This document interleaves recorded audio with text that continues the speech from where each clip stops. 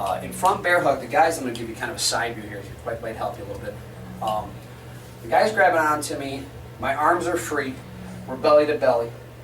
I reach up behind him, grabbing the hair, or again, pulling into his eyes or whatever I can get a hold of, and I'm going to peel his head back as I take a step forward, again to get my stability.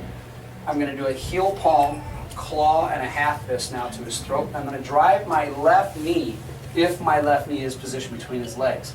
If I grab and I step, and I do this work, and my left is to the outside, I can use my right knee to the groin also.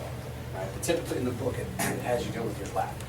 All right, so now the B version, he grabs me, I step back, and I'm going to use the bent wrist strike to the base of the skull and try to strike in a forward motion.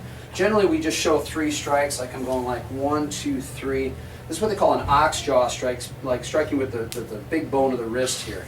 So we come back and we hit 1, 2, 3 to the base of the skull. The C version, we do the same thing, but this time I'm going to try to create some space and try to push him away from me as I do this. At the same time I'm trying to create some space, I'm going to be hitting him in the back of the head again. While I'm doing this, I'm also trying to keep his head from bouncing into my face. If he's as tall as I am and I start whacking him like this, his head's going to hit me in the head anyway. The D version. In the D version, I'm going to take the eagle's beak, and I'm going to drive that into the notch right below the ear here. So how many strikes are on that C version, you know? I usually deliver 3, multiples of 3, right? A lot of the martial arts, even ones that aren't based on religion, for some reason the number 3 is very lucky. In the Philippines, it's a lucky number, right? I think it has something to do with the Holy Trinity, as far as how the Filipinos look at it a lot of times, but because of the Christianity and whatnot. But I recognize that a lot of times when we do things in 3s.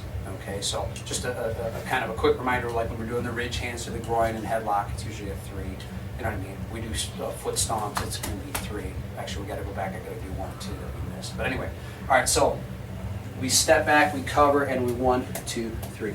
In the D version, I drive the eagle's beak into the notch behind the ears. I cradle the head on the other side and try to drive and drill the opponent right off of his feet.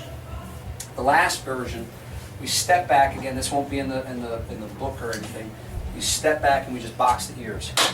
Okay. At that point, if I can box the ears, I can stick thumbs in eyes, things like that.